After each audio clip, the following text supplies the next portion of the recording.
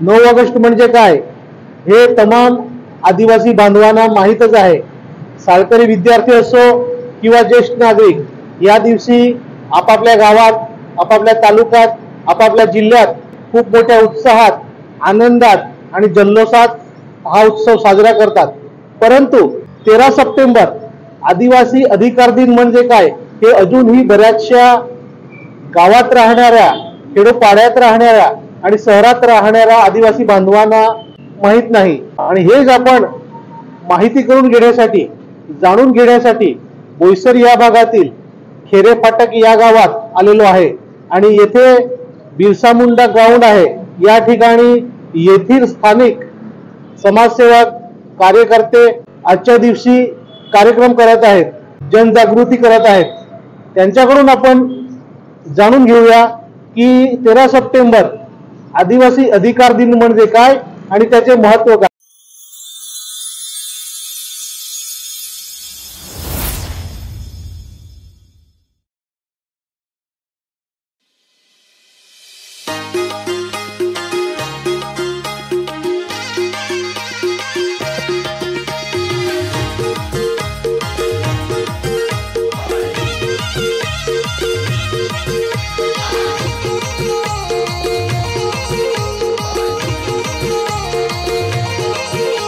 आदिवासी दोडिया, आदिवासी दोडिया, आदिवासी दोडिया, आदिवासी दोडिया, आदिवासी दोडिया, प्रकृती पूजता, आदिवासी दोडिया, प्रकृती पूजता, आमणी रेणी खेणी आलं, आमनो पेरवेसे आलं, आमणी भाषा आलं। 13 सप्टेंबर आदिवासी दिनाच्या 13 सप्टेंबर आदिवासी दिनाच्या बिरसा मुंडा करे पुकार, बिरसा मुंडा करे पुकार, हम सब एक है। आपण बघत आहेत की खेऱ्या फाटकला बिरसा मुंडा ग्राउंड या ठिकाणी जमलेले समाजसेवक, कार्यकर्ते आणि महिला मंडळ हे आहेत। यांचं तर पहिलं आपण स्वागत करूया। मी तुम्हा सर्वांचं अखिल भारतीय आदिवासी धोडिया समाजच्या या चॅनलवर तुमच्या सर्वांचं सहर्ष स्वागत करतो। आपण प्रथम जगन दोडे यांना विचारूया की आदिवासी म्हणजे काय, आदिवासीची व्याख्या काय। जोहार। आदिवासी म्हणजे अति प्राचीन काळापासून जे या देशामध्ये वास्तव्य करतात आणि ते अति आपल्या जमीन यांच्या साक्षीने त्यांनी आपलं जीवन भोगलं आणि त्या काळापासूनच ते या ठिकाणी राहतात आणि म्हणून त्याला आदिवासी असं म्हणतात। खूप छान। आपण जगन दोडे यांना दुसरा प्रश्न विचारूया की जगात आणि भारतात आदिवासीची लोकसंख्या किती आहे। माझ्या माहितीप्रमाणे जगामध्ये 300 दशलक्ष आदिवासी बांधवांची लोकसंख्या आहे। त्याप्रमाणे आशिया खंडामध्ये 150 दशलक्ष आहे आणि दक्षिण आणि मध्य अमेरिकेमध्ये 30 दशलक्ष कोटी अशी लोकसंख्या आहे। त्याप्रमाणे आपल्या भारतामध्ये आदिवासी बांधवांची लोकसंख्या आहे 121 कोटी आणि आपल्या महाराष्ट्रामध्ये 12 कोटीच्या आसपास ही लोकसंख्या आहे। एवढ्या आपली सरासरी माहिती आपल्याकडे आहे। खूप छान काका। काकाने सांगितलं आहे की महाराष्ट्रामध्ये जवळजवळ 12 कोटी आदिवासी समाज आहे, परंतु अजूनही तो कुठेतरी जागा झालेला नाही आणि आपल्या समाजावर होणारे अत्याचार तो सहन करतोय। याच्यापेक्षा वाईट गोष्ट ती कुठली। याच्यानंतर आपण बालकिशन दोडे आहेत यांच्याकडे वळूया आणि त्यांना विचारूया की आदिवासी अधिकार दिवस म्हणजे काय आणि कधी सुरू झाला। जोहार, जय बरमदेव। सर्वप्रथम मी अखिल भारतीय धोडिया समाज यूट्यूबला अभिनंदन करतो आणि प्रवीण धोडी यांचे अभिनंदन करतो, कारण त्यांनी फार सुरेख असा प्रोग्राम घेतलेला आहे। आणि उपस्थित आज माझे मित्र जगन दोडी सर, त्यांची मिसेस आस्था दोडी, बचत गटच्या अध्यक्ष शोभा दोडी, आपल्या माजी सरपंच भावना दोडी आणि माझ्या सहकारी वहिनी जसू दोडी जे एकता परिषदेचे कार्यकर्ते आहेत, त्यांचं पहिलं मी स्वागत करतो। आणि तुम्ही विचारलं 13 सप्टेंबर हा दिवस, म्हणजे 13 सप्टेंबर हा दिवस हा युनोनी भारतामध्ये युनोनी सुरू केला, युनट्रिप असं म्हणतात, United Nation of Rights of Indigenous People. या नावाने आपण ओळखतो आणि त्याला आपण याचं म्हणतो तर 13 सप्टेंबर आदिवासी अधिकार दिवस. हा दिवस जेव्हा भारतामध्ये आपल्या युनोमध्ये 13 सप्टेंबर 2007ला जेव्हा मानव अधिकारनी मीटिंग घेतली, त्याच्यामध्ये असं ठरलं गेलं का भारत जगामध्ये आदिवासीचं भरपूर विकासा नावाने विस्थापन आणि दहन होत आहे. त्याच्यामुळे ते लोकांना असं ठरवलं की यांना न्याय देण्यासाठी त्यांनी युनोमध्ये प्रस्ताव मांडला आणि 107व्या संमेलनमध्ये 13 सप्टेंबर हा युनोमध्ये आपल्याला अधिकार दिवस दिला गेला.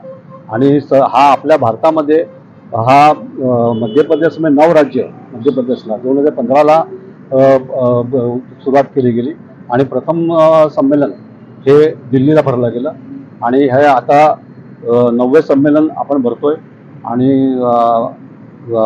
आदिवासी भारत मंचतर्फे हा आपण घेतो. आणि आजचं संमेलन म्हणजे उद्या संमेलन होणं हे हिमाचल प्रदेशमध्ये सेलम या ठिकाणी भरत आहे. आदिवासी अधिकार दिवस म्हणजे काय आणि तो कधी आणि कुठे सुरू झाला याची सुद्धा खूप माहिती काकाने दिलेली आहे. काका, आजही आदिवासी बांधवांना फक्त 9 ऑगस्ट जागतिक आदिवासी दिवस हेच माहीत आहे. तर 9 ऑगस्ट जागतिक आदिवासी दिवस आणि 13 सप्टेंबर आदिवासी अधिकार दिन याच्यातला फरक काय हे जरा आपल्या आदिवासी बांधवांना तुम्ही समजावून सांगा ना. 9 ऑगस्ट आदिवासी दिन म्हणजे जेव्हा आपल्या जगामध्ये हा आपला आदिवासी समाज हा माणूस आहे का प्राणी आहे हे ठरवण्यासाठी 1982 ते 1992 पर्यंत 10 वर्ष युनोमध्ये मंथन केलं गेलं आणि 23 डिसेंबर 1994 मध्ये आपल्या भारतामध्ये पहिला आदिवासी दिवस साजरा करण्यात आला. आता आपण हा दिवस साजरा करताना आपल्या जर 13 सप्टेंबरला आपल्याला अधिकार दिवस दिले गेले तर जेणेकरून आपण जमीन आहे, आपले जे काही कायदे आहेत, आपल्या कायद्याच्या संरक्षणासाठी आपल्याला 13 सप्टेंबर हा अधिकार दिवस दिला गेलेला आहे. त्याच्यामध्ये आपले कायदे आहेत, ज्याच्यामध्ये आपल्याला संविधानमध्ये आपल्याला दिलेल्या 244 कलमानुसार 5वी सूची, 6वी सूची, नंतर आपला संचार परवाना ऍक्ट, नंतर CNPT ऍक्ट, पेसा ऍक्ट, हे सगळे असे आपल्याला कायदे दिले गेलेले आहेत. त्याच्या संरक्षणासाठी आपला 13 सप्टेंबर हा अधिकार दिवस आपल्याला दिलेला आहे. याच्यानंतर आपण आमच्या बोलीभाषेत म्हणजे धोडिया भाषेत आपण प्रश्न विचारणार आहोत. काका, આપણે સમાજમાં આજ બી આદિવાસી બાંધવા हा आरक्षण का ती मालूम नाही, ते तुम्ही आरक्षण म्हणजे का ती जरा समजाडी ना का. आज स्वातंत्र्य विने आपल्या देशात 75 वर्ष विने, परंतु आदिवासी समाज जो आहे त्यावर परकीय समाजना बो मोठ्या प्रमाणात आक्रमण आहे. त्यांना आदिवासी जी आरक्षण आहे ते दुसरे समाज लुबाडण्याचा प्रयत्न करीत आहे. देशधर्मामध्ये चाल चलन या करेने आपली जी संस्कृती आहे, जी पेहरवास आहे, आपली बोलीभाषा आहे, आपला राहणसहान आहे, आपला व्यवसाय आहे, सण समारंभ आहे, उत्सव आहे, हे जर आपण जोपासला नाही ते आपला आदिवासी पण काढी लावा हवी. काय आपण या नवीन पिढीच्या पुढची का आपलं व्यवहार आपली बोलीभाषा काय आहे ते कुणी गुजराती आहे, कुणी हिंदी आहे, कुणी अलग भाषा आहे, तर आपली बोलीभाषा, आपलं व्यवहार, आपल्या मैतामध्ये रीतिरिवाज, आपले सटीमध्ये रीतिरिवाज, आपले व्यवहारामध्ये रीतिरिवाज आणि माहिती जाणीलेवणी बहुत आवश्यकता आहे. जर तुम्ही कास्ट सर्टिफिकेट लेवलला जा व्हॅलिडिटी लेवल झाला तर हे प्रश्न तुम्हाला पूछू शके. जर नाही तुम्हाला हे प्रश्न उत्तर तुम्ही हजेरीतनं नाही देऊ शकता ते तुम्हाला व्हॅलिडिटी नाही मिळू शके, राज्य दाखला बी नाही मिळू शके ने आपला एक प्रकारे समाजना बહુ મોટા તમા નુકસાન હોઈ શકે. આપણું ભણેલા ગણેલા રહી તરી પણ આપણા નોકરી ના मिळू शके. आणि त्याने हरी आदिवासी रिझर्वेशन आहे ती बचावून जर आपण प्रयत्न करू आपण आपल्या समाज मिळवा जे ते जे आपल्या चालीरीती आहे, संस्कृती आहे, बोलीभाषा आहे, आता आपला रीतिरिवाज आहे हे जोपासणं खूप महत्व आहे. आणि ती तुम्ही जोपासता आणि आपले आगामी पिढी एकदा तेच आपण आरक्षणનો फायदो मिळू શકે. जगन दादा आपा आरक्षण ने આપણી સંસ્કૃતિ અને બહુ હાજી માહિતી દે દિલી आहे. અને પછી આપણે બાલકિશન કાકાला પૂછું હું का આપણે સમાજમાં તરુણ પોहा આજ બી પેસા કાયદો માલમ नाही, तर पेसा कायदा ही जरा माहिती तुम्ही देवा. जय बरमदेव. पेसा कायदो म्हणजे पेसा म्हणजे का जो आपले जे पंचायत राज येता त्या पंचायत राजा आपा ताणो कायदो पेसा बनावो. पेसा म्हणजे पंचायत राज एक्सटेंड टू शेड्यूल एरिया. म्हणजे आपला पंचायत राज आता ते 244 कलम આપણા મોડે પણ તેમાં 1973 ઘટના દુરસ્તી કરી ને તેમાં 244 અ તરીકે એક આપવામાં આવે તો આપણા જ્યાં આદિવાસી એરિયા आहे ત્યાં एक्सटेंड करा. मग તેમાં આપણા 5% આપણા આદિવાસી જે આપણે સમાજ કલ્યાણ નિધિ આવે તેમાં તેઓ 5% પામે ને તેમાં આપણા જે પાલઘર જિલ્લા जो आहे તે પાલઘર જિલ્લા અનુસૂચિત ક્ષેત્રમાં આવે म्हणजे 5મી સૂચિમાં આવે. વાર્તામાં આપણું આજ અધિકાર દિન જે આપણું આખું દિનમાં એ 5મી સૂચિ 6મી સૂચિ બે ભાગ આવે. તેમાં 5મી સૂચિમાં આપણે ભારત દેશને 10 રાજ્ય આવે છે તે તેમાં આપણા પાલઘર જિલ્લો અનુસૂચિત ક્ષેત્રમાં आहे.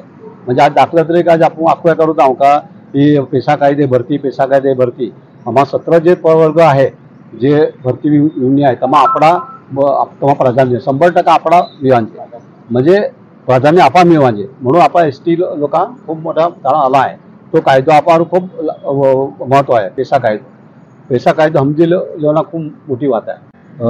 खरं काय आज अखिल भारतीय धोडिया समाज यूट्यूबतर्फे પ્રવીણભાઈના આમું ખેરાપાડા ગ્રામસ્થ આપણા ખેરાપાડા પટાંગણ ને આપણે બધા સહકાર્યથી ઘણા સ્વાગત કરું છું ને ભવિષ્યમાં આ જ તમે વિડીયા લેજા ને આપણે સમાજ પ્રબોધન કરીને આપણે જે કંઈ ચાલી રીતથી ને આપણે જે કંઈ અસ્તિત્વ आहे એ તીકુડા तुम्ही मदत करजा.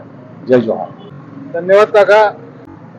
आज 13 सप्टेंबर आदिवासी अधिकार निधी ये दी आपला अधिकार काय आरक्षण काय पेसा काय ही सुरेख ने बहुत हाजी बद्दी माहिती आपा दे दी ताने हारू मैं चैनल तर्फे तुम्हाला बधाया खूप खूप आभार व्यक्त करत आहे ने आजनो यो भाग यो व्हिडिओ ह्यांच खलास करे तुम्हाला बधाया आभार. आणि अजूनही जे आदिवासी बांधवांनी हे चॅनल सबस्क्राईब केले नसेल त्यांनी कृपया आताच हे चॅनल सबस्क्राईब करून घ्या. बेल आयकॉनवर क्लिक करा. कमेंट्सद्वारे तुमच्या भावना मला नक्की कळवा. शेवटी जाता जाता एवढंच सांगतोय स्वतःची काळजी घ्या. एक दुसऱ्याला मदत करत राहा आणि हो समाजासाठी जनजागृती जरूर करत राहा. चला तर मग धन्यवाद. भेटूया पुढच्या भागात.